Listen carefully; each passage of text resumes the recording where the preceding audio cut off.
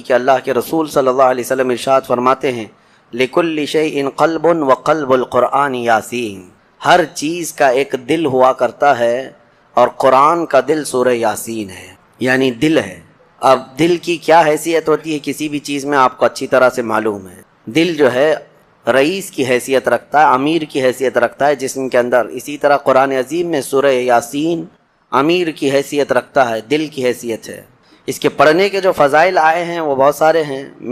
مرقات المفاتیح شرح مشکات میں یہ روایت ہے، فرمایا حضرت انس رضی اللہ تعالیٰ عنہ سے روایت ہے کہ رسول کریم صلی اللہ تعالیٰ علیہ وسلم نے ارشاد فرمایا ہر چیز کا ایک دل ہوتا ہے اور قرآن کا دل سورہ یاسین ہے۔ اور حضرت عطا بن ابی رباح رضی اللہ تعالیٰ عنہ ایک مشہور جلیل القدر تابعی ہیں، وہ فرماتے ہیں کہ رسول کریم صلی اللہ تعالیٰ علیہ وسلم سے ہم تک یہ خبر پہنچی ہے کہ جس نے سورہ یاسین ایک بار پڑھا اسے 10 بار پورا قرآن ختم کرنے کا ثواب دیا جاتا ہے، یاسین پاک کے سلسلے میں فرمایا۔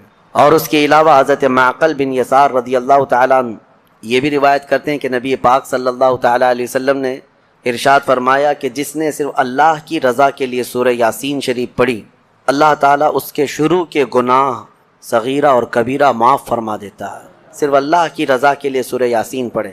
اس کی فضیلتوں میں تو بہت ساری چیزیں ہیں۔ فرمایا گیا کہ اگر آدمی راستہ بھٹک جائے کہیں جنگل میں تو سورہ یاسین پڑھ لے، اللہ اسے راستہ عطا کر دے گا۔ اور اگر بہت شدت کی بھوک ہے اور کھانے کو کچھ نہیں ملتا، اس کو ایسی جگہ پر ہے اور سورہ یاسین پڑھے، اس کے لیے دوا بھی ہے، غذا بھی ہے اور شفا بھی ہے۔ سورہ یاسین پیٹ بھر دیا کرتی ہے، اس کے اندر اللہ تعالیٰ نے یہ اثر رکھا ہے۔ اور پھر یہ حدیث حضرت ابو ہریرہ رضی اللہ تعالیٰ عنہ سے فرمایا جو سورہ یاسین رات کو پڑھ کر کے سوئے گا، اگر اس رات یا صبح اٹھنے سے پہلے اس کا انتقال ہوا تو اس کو شہیدوں میں اٹھایا جائے گا، ہاں اس کی بخشش ہو چکی ہوگی۔ اور پھر یہ نبی پاک صلی اللہ تعالیٰ علیہ وسلم نے بھی ارشاد فرمایا، حضرت معقل بن یسار سے یہ بھی روایت ہے کہ حضور نے فرمایا اس کو اپنے مردوں کے قریب پڑھا کرو، یعنی جو شخص انتقال کے قریب آ چکا، نزع کا وقت ہے، سکرات کا وقت جس کو کہتے ہیں، ایسے وقت میں اس کے سرہانے کے پاس بیٹھ کر سورہ یاسین کی تلاوت کریں۔ یہ روایت کئی احادیث میں ہے، امام احمد نے، حضرت یہ ابو داؤد نے، نسائی نے، ابن ماجہ نے، سب نے اس کو روایت کیا۔ اور یہ فرمایا گیا ہے کہ جو سورہ یاسین کی تلاوت ہوتی ہے قریب الموت شخص کے پاس تو اس کے روح نکلنے کی تکلیف میں اللہ آسانی فرما دیتا ہے، تخفیف ہو جاتی ہے۔ ایک عجیب و غریب حکایت ملتی ہے، امام احمد بن حنبل رضی اللہ تعالیٰ مشہور اماموں میں سے ایک ہے، محدث جلیل جن کو 5 لاکھ حدیثیں یاد تھیں، آپ کی طرف سے یہ بات منسوب ہے اور فرمایا آپ نے کہ آپ کا آخری وقت تھا، لوگ عیادت کے لیے آ گئے، تیمارداری بھی ہوتی رہی، آخری وقت تھا، نزع کا وقت تھا۔ اور ایک بات میں آپ کو بتا دوں، جو نزع میں جاتا ہے پھر وہ واپس نہیں پلٹتا، لیکن اللہ تعالیٰ جسے چاہے موت کے منہ سے بھی نکالے اور قبر سے بھی زندہ کرے۔ امام احمد بن حنبل کے متعلق ہے کہ وہ نزع کے حالت میں جا کر قریب الموت تھے، اس کے بعد پھر وہ صحیح بھی ہو گئے، پھر آ گئے، کیونکہ انہیں کچھ بتانا تھا۔ کہا کہ میری روح نکلنے کے قریب تھی، نزع کا وقت تھا، شدت کا درد تھا، ایسا درد کہ مکھی بیٹھے تو لگتا پہاڑ بیٹھا ہوا ہے، ایسی تکلیف۔ فرماتے ہیں اسی اثنا میرے پاس ابلیس آیا اور پانی لے کر کے آیا، مجھے ایک بوند پانی بھی ایک ندی کے برابر لگتا، اور وہ کہتا احمد بن حنبل میری طرف دیکھو، میں میٹھا پانی لایا ہوں، زندگی بھر تم جس کی عبادت کرتے تھے اس نے تو تم کو تکلیف میں چھوڑ دیا، لیکن میں تمہیں تکلیف میں نہیں چھوڑوں گا، تم نے مجھے پہچانا ہی نہیں، میں اصل بندوں کی دیکھ بھال کرتا ہوں۔ عزیزان اکرامی، یہاں پر میں رک کر کے ایک بات کہوں گا، ابھی ایک دنیا میں فرقہ جنم لیا ہے، بلکہ یہ کافی سالوں سے ہے، عباد الشیطان ان کو کہا جاتا ہے، یہ ڈیول ورشپرز، شیطان کے بندے، شیطان کی پوجا کرنے والے، اور ابلیس کو وہ رب العالمین کہتے ہیں۔ وہ کہتے ہیں اصل جو چیز ہے وہ ابلیس ہی ہے، تم لوگ سب جو ہے جس کو خدا کہہ رہے وہ خدا ہے نہیں، شیطان جو ہے وہ اصل خدا ہے۔ الومناتی کا پورا نظام اسی پر جمع ہوا ہے، اگرچہ اس کو سیکریٹ اور خفیہ کہتے ہیں، کوئی چیز سیکریٹ اور خفیہ نہیں، اوپنلی بہت ساری چیزیں ان کی ہوتی ہیں، لیکن وہ ہر ایک کے دماغ میں یہ ڈالنا چاہتے ہیں کہ اصل خدا یہ ابلیس ہے، شیطان ہے، تم نے نام اس کا شیطان رکھا ہے، اصل میں وہ رب العالمین ہے، نعوذ باللہ۔ اگر ان لوگوں سے پوچھیں جو الومناتی کا عقیدہ رکھتے ہیں یا ان کی ہاں میں ہاں بھرتے ہیں، یا پھر ان کے آگے پیچھے بھاگتے ہیں دولت کو دیکھ کر کے، وہ کہتے ہیں ہم کو دنیا میں جو چاہیے وہ سب ہمیں ابلیس دے دیتا ہے، تو خدا تو یہی ہے، وہ ہمارے ساتھ ساتھ ہے، ہر گھڑی ہے۔ دیکھو تمہاری حدیثوں میں لکھا ہوا ہے کہ تمہارے خون کے ساتھ دوڑتا ہے شیطان، تو خدا تو وہی ہے جو اپنے ہر بندے کے ساتھ ہوتا ہے۔ بڑے عجیب و غریب دلائل ان کے پاس ہے شیطان کے متعلق۔ اللہ تبارک و تعالی حفاظت فرمائے۔ میں آتا ہوں، ہم نے سورہ یاسین میں بھی آج تلاوت کیا ہے کہ اللہ تعالیٰ نے قیامت کے دن یوں فرمائے گا اللہ وَامْتَازُوا الْيَوْمَ أَيُّهَا الْمُجْرِمُونَ، اے فرشتوں آج مجرموں کو الگ کر دو، ان کی پہچان الگ بنا دو۔ أَلَمْ أَعْهَدْ إِلَيْكُمْ يَا بَنِي آدَمَ أَلَّا تَعْبُدُوا الشَّيْطَانَ، اے آدم کی اولاد کیا میں نے تم سے عہد نہیں لیا تھا کہ تم شیطان کی عبادت نہیں کرو گے؟ وَأَنِ اعْبُدُونِي، اور میری عبادت کرو گے۔ هَذَا صِرَاطٌ مُسْتَقِيم، یہ سیدھا راستہ ہے۔ وَلَقَدْ أَضَلَّ مِنْكُمْ جِبِلًّا كَثِيرًا، اس نے تم کو گمراہ کر دیا غلط عادتیں ڈال کر کے۔ افلم تکونوا تعقلون، کیا تمہیں عقل نہیں ہے؟ یہ قیامت کے دن شیطان کے پجاریوں سے کہا جائے گا۔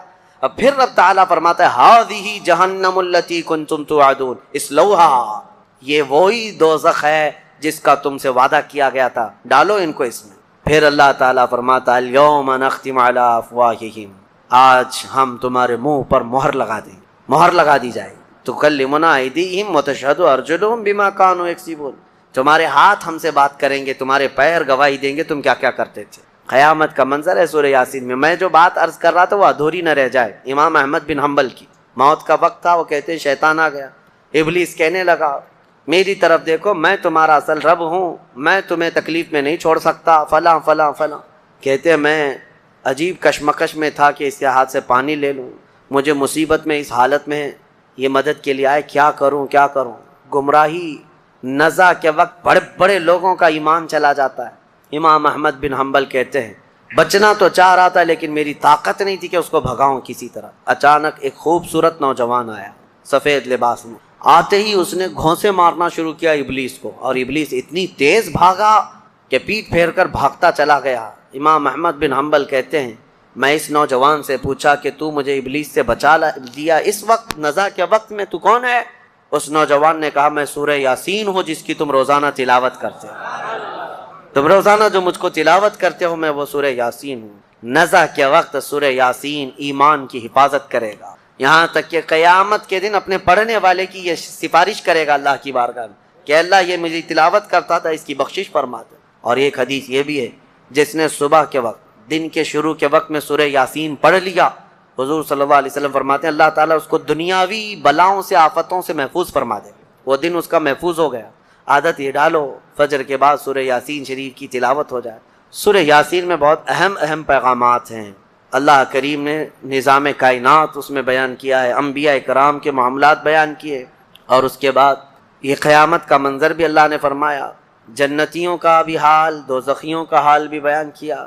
اولئک اصحاب الجنتی، یعنی جنت والے جو ہیں ان کانت الا صیحۃ واحدۃ فاذا هم خامدون، یہاں سے اللہ تبارک و تعالیٰ نے ان لوگوں کا بھی ذکر فرمایا جن کے پاس رسول آئے اور انہوں نے جھٹلا دیا۔ یا حسرۃ علی العباد ما یأتیہم من رسول الا کانوا بہ یستہزئون، یہ بندوں پر بڑا افسوس ہے کہ جب کبھی ان کے پاس کوئی رسول آتا تو مذاق اڑاتے تھے۔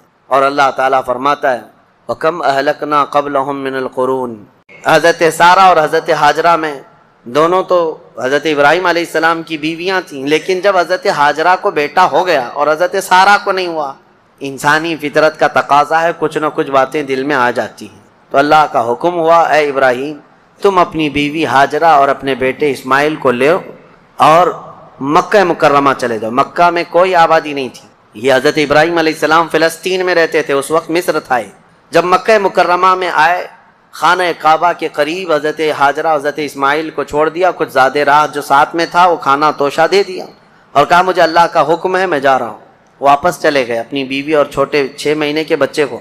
یہی تو یادگاریں ہیں حضرت ہاجرہ کے پاس، جب کھانا پانی سب ختم ہوا تو وہ اپنے بیٹے کی پیاس کے لیے پانی ڈھونڈنے نکلی، پھر صفا مروہ پہاڑیوں پر دوڑتی رہیں 7 چکر، پھر اسماعیل علیہ السلام کے قدموں کے نیچے سے زمزم پانی کا یہ چشمہ نکلا۔ اور یہ جو تاریخ ہے، اس کے بعد پھر حضرت ابراہیم علیہ السلام لوٹ آئے جب اسماعیل علیہ السلام جوان ہو چکے تھے۔ اب اللہ تعالیٰ نے حکم فرمایا اے ابراہیم تم اپنے بیٹے کی قربانی دے دو۔ ایک تو 100 سال کے بعد بیٹا دیا گیا ہے، لیکن اللہ تعالیٰ فرماتا ہے کہ تم اس کو اللہ کی راہ میں قربان کر دو۔ نبی کا خواب سچا خواب ہوتا ہے، عام لوگوں کی طرح نہیں۔ اسماعیل علیہ السلام کو انہوں نے بلایا، وہ پورا واقعہ اللہ نے اس میں ذکر فرمایا۔ ارشاد فرماتے ہیں انی ارا فی المنام انی اذبحک، بیٹا میں نے خواب میں دیکھا ہے کہ میں تجھے ذبح کر رہا ہوں، اللہ کے نام پر قربان کرنا ہے۔ فانظر ماذا ترى، بتا کیا کرنا چاہیے۔ مشورہ ہے باپ کس سے؟ بیٹے سے۔ قال یا ابت افعل ما تؤمر ستجدنی انشاء اللہ من الصابرین۔ اسماعیل علیہ السلام چھوٹے ہیں اور عرض کرتے ہیں ابا جان آپ کو جس چیز کا حکم دیا گیا ہے وہ کر گزریے، انشاءاللہ آپ مجھے صبر کرنے والا پائیں گے۔ بیٹا یہ نہیں ہے کہ بھاگ جائے کہ باپ میرا چھری لے کے بیٹھا ہے، اللہ کے نبی۔ اور اس کے بعد لے کر کے چلے حضرت ابراہیم علیہ السلام۔ پہلے تو یہ روایت میں ہے کہ انہوں نے 100 اونٹ ذبح کیے اس خواب کے لیے، دوسرے دن بھی 100 اونٹ ذبح کیے، پھر یہی حکم آیا تو تیسرے دن اسماعیل علیہ السلام کو لے کر کے آئے مینا کی وادیوں کے پاس، اور وہاں جب پہنچنے لگے حضرت ہاجرہ بھی تھیں پیچھے پیچھے۔ ابلیس آیا، شیطان آیا، ابراہیم علیہ السلام سے کہنے لگا اتنے سالوں بعد تو بیٹا ہوا اور تم ذبح کرنے لے جا رہے ہو، تمہیں ہو سکتا ہے وہم ہو، چھوڑ دو اس کو، پھر تمہیں بچہ نہیں ہو سکتا۔ تب حضرت ابراہیم علیہ السلام نے زمین سے 7 کنکریاں اٹھائی اور اس کو دے مارا اور کہا یہ اللہ کا حکم ہے، اللہ کا حکم ہے، اور میرے رب تبارک تعالیٰ کے حکم کے آگے میں کسی کے لیے کوئی رعایت نہیں رکھتا۔ وہ حضرت ہاجرہ کو بہکایا کہ تمہارے بیٹے کو تمہارے شوہر ذبح کرنے لے جا رہے ہیں۔ حضرت ہاجرہ نے کہا مجھے معلوم ہے وہ اللہ کے حکم سے کر رہے ہیں، اور اگر اللہ کا حکم ہے تو ایسے 100 بیٹے اسماعیل بھی ملے میں سب قربان کروں گی۔ ماں بھی تھی، انہوں نے بھی کنکریاں ماری ابلیس کو۔ آخری حضرت اسماعیل علیہ السلام کے پاس آیا، کہا تجھے پتا ہے تیرے باپ کیسے تجھے کاٹیں گے، کیسے ذبح کریں گے؟ حضرت اسماعیل علیہ السلام نے کہا ابلیس کنکریاں ماری اور کہا میرے باپ عام آدمی نہیں، اللہ کے نبی ہیں، وہ جو کرتے ہیں وہ اپنی مرضی سے نہیں اللہ کے حکم سے کرتے ہیں۔ سب جگہ سے مایوس گیا ابلیس لعین۔ آج بھی وہاں 3 پتھروں کو جو حاجی کنکریاں مارتے ہیں وہ انہی بزرگوں کی نشانی ہے، انہی 3 بزرگوں کی نشانی ہے۔ اب جب لٹایا حضرت ابراہیم علیہ السلام نے تو کس طریقے سے اسماعیل علیہ السلام خود عرض کرتے ہیں کہ ابا جان اپنی آنکھوں پر پٹی ڈال لیجیے آپ، کہ مجھے کاٹتے ہوئے دیکھ کر، خون دیکھ کر باپ کی محبت غالب نہ آ جائے اور کہیں آپ اللہ کے حکم کے خلاف نہ ہو جائے، آپ چھری روک لیں، آپ آنکھوں پہ پٹی ڈال لیں اور میرے ہاتھ پیر کو رسی سے باندھ دیں کہ میں تڑپتا نہ دیکھیں آپ۔ ایسے ہی ہوا، حضرت ابراہیم علیہ السلام نے پٹی ڈال لی آنکھ پر اور ان کے ہاتھ پیر باندھ دیے گئے۔ یہ ذبح کرنے کا وقت ہے۔ بھلا کیا رب تبارک و تعالیٰ بھی کسی کے عزیز کو ذبح کرنے کا حکم اس طرح دے گا؟ یہ تو امتحان تھا، امتحان تھا۔ حضرت ابراہیم علیہ السلام گردن پر چھری رکھتے ہیں لیکن وہ چھری چلتی نہیں، بڑی تیز چھری لائی تھی انہوں نے، چھری نہیں چلتی۔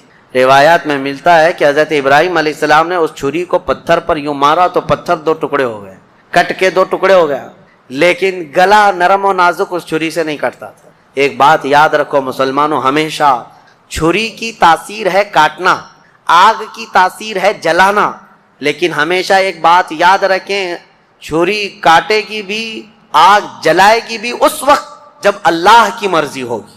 ہمارا عقیدہ یہ ہے، تقدیر، ہاں ان کی تاثیر ہے، یہ کام یہی کریں گے، لیکن اس کے ساتھ ہمارا عقیدہ یہ ہے اگر میرا مولا نہ چاہے تو پھر جتنی تیز چھری ہی کیوں نہ ہو نہ کاٹ سکے گی، جتنی تیز آگ ہی کیوں نہ ہو نہ جلا سکے گی، اور اگر مولا کی مرضی ہے تو پھر یہ چیزیں اپنا اثر دکھائیں گی، باقی ان کا اثر اللہ کی مرضی کے بغیر کچھ نہیں۔ چھری جیسی ہی گردن پر رکھی، اللہ کا حکم ہوا جبرائیل جاؤ جنت سے ایک دمبا لے کر جاؤ، میرے ابراہیم کا امتحان ہو گیا اور کامیاب ہوئے، ان کے بیٹے اسماعیل کو ہٹاؤ اور دمبا رکھو۔ جبرائیل امین علیہ السلام سب سے تیز سفر کرتے ہوئے دنیا میں 3 بار آئے ہیں، سب سے تیز۔ ایک اس وقت جب یوسف علیہ السلام کو ان کے بھائیوں نے کنویں میں ڈالا تھا، کنویں میں گرنے سے پہلے جبرائیل امین آ چکے تھے اور حضرت یوسف علیہ السلام کو پکڑ کر بٹھا چکے تھے۔ دوسرے جب ظالموں نے ابراہیم علیہ السلام کو آگ میں ڈالا تھا، ادھر سے وہ آگ میں پھینکے تھے، اس وقت جبرائیل امین اتر رہے تھے اور جبرائیل امین حضرت ابراہیم کی آگ میں جانے سے پہلے ہی ان کی مدد کے لیے آ چکے تھے۔ اور تیسرے یہ جب اسماعیل علیہ السلام کی گردن پر چھری رکھ چکے تھے، کون؟ ابراہیم علیہ السلام، اور چھری ہلانے سے پہلے جبرائیل امین آ کر کے ان کو اٹھا چکے تھے۔ وہ جبرائیل امین کی رفتار ہے جو میرے مصطفیٰ کے قدموں کا بوسہ دیا کرتے ہیں۔ یہ جبرائیل کی رفتار ہے جو رسول اللہ کے قدموں کا بوسہ دیتے ہیں۔ جو قدمہائے رسول کا بوسہ لے کر سدرہ کا مکی اتنا تیز رفتار ہے تو میرے مصطفیٰ کی رفتار کا عالم کیا ہے میرے عزیزو۔ اس کے بعد جب یہ دمبا ذبح ہو گیا، ابراہیم علیہ السلام نے پٹی نکالی، دیکھا بیٹا سلامت ہے، بکرا ذبح ہو گیا ہے۔ قرآن میں اللہ فرماتا ہے وَنَادَيْنَاهُ أَن يَا إِبْرَاهِيمُ قَدْ صَدَّقْتَ الرُّؤْيَا إِنَّا كَذَلِكَ نَجْزِي الْمُحْسِنِينَ۔ ہم نے پکارا اے ابراہیم تم نے ہمارے حکم کو سچ کر دکھایا اور ہم ایسے ہی اچھا کرنے والوں کو بدلہ دیتے ہیں۔ وَفَدَيْنَاهُ بِذِبْحٍ عَظِيمٍ، پھر ان کو لقب دیا گیا کہ وہ ذبح عظیم ہے۔ کیا ہے؟ ذبح عظیم۔ اب یہاں پر ایک مسئلہ ہے یہودیوں کا۔ یہودی جو ہے اتنے سالوں سے اسی گھن چکر میں ہیں، وہ یہ نہیں مانتے قربانی ہوئی ہے، قربانی ہوئی ہے یہ مانتے ہیں، ابراہیم علیہ السلام نے اپنے بیٹے کی قربانی کی ہے یہ مانتے ہیں، لیکن وہ اسماعیل علیہ السلام نہیں تھے، وہ اسحاق علیہ السلام تھے، کیونکہ ان کے باپ ہیں اسحاق علیہ السلام کی اولاد میں ہے نا یہ لوگ بنی اسرائیل، تو کہتے ہیں جو ذبح ہوئے تھے وہ اسحاق علیہ السلام تھے، اسماعیل علیہ السلام نہیں تھے۔ وہ اسی پٹی پڑھاتے ہوئے اتنے سال ان کے گزر گئے۔ میں ایک آیت پڑھتا ہوں جس سے پتہ چلے گا آپ کو کہ حضرت اسماعیل علیہ السلام حضرت ابراہیم کے بڑے بیٹے تھے، پہلے وہی تھے، اور جو پہلا بیٹا تھا اسی کی قربانی ہوئی ہے، یہ بات پکی ہے۔ جیسے کہ حضرت ابراہیم علیہ السلام کی یہ دعا قرآن میں الحمدللہ الذی وہب لی علی الکبر اسماعیل و اسحاق، تمام تعریفیں اس اللہ کے لیے جس نے بڑھاپے میں مجھے اسماعیل دیا اور اسحاق دیا، یعنی حضرت سارہ سے پھر حضرت اسحاق بھی پیدا ہو گئے بعد میں، لیکن پہلے کون پیدا ہوئے؟ حضرت اسماعیل۔ اب دوسری بات یہ بھی ہے کہ حضرت سارہ کو بیٹا نہیں تھا، تبھی تو حضرت ہاجرہ سے نکاح ہوا اور بیٹا ہوا، اس کے بعد پھر حضرت ابراہیم مکہ چھوڑ کر کیا یہ سارے معاملات کیوں ہوئے؟ اس لیے کہ حضرت سارہ سے کوئی اولاد نہیں تھی، ہاں بعد میں حضرت سارہ سے حضرت اسحاق علیہ السلام پیدا ہوئے۔ بہرحال یہ فیصلہ تو قیامت کے دن ہوگا، لیکن میرے آقا صلی اللہ تعالی علیہ وسلم نے حدیث پاک میں ارشاد فرمایا انا ابن الذبیحین، میں دو ذبیحوں کا بیٹا ہوں، میں دو ذبیحوں کا بیٹا ہوں۔ یہ کیا مطلب ہے اس حدیث کا؟ حضور پاک صلی اللہ تعالی علیہ وسلم کے والد حضرت عبداللہ جو حضور کی ولادت سے پہلے انتقال کر چکے، بچپن میں یہ اتنے بیمار ہوئے تھے کہ حضرت عبد المطلب حضور صلی اللہ علیہ وسلم کے دادا، انہوں نے یہ خانہ کعبہ میں یہ نذر کر لیا تھا کہ میں اپنے اس بیٹے کے قربانی دوں گا۔ کس کی؟ حضور صلی اللہ علیہ وسلم کے باپ حضرت عبداللہ کی۔ پھر جب ان کی طبیعت صحیح ہو گئی تو حضرت عبد المطلب نے 100 اونٹ ذبح کیے تھے، جان ذبح نہیں کی جاتی، قربانی کے بدلے 100 اونٹ ذبح کیے تھے۔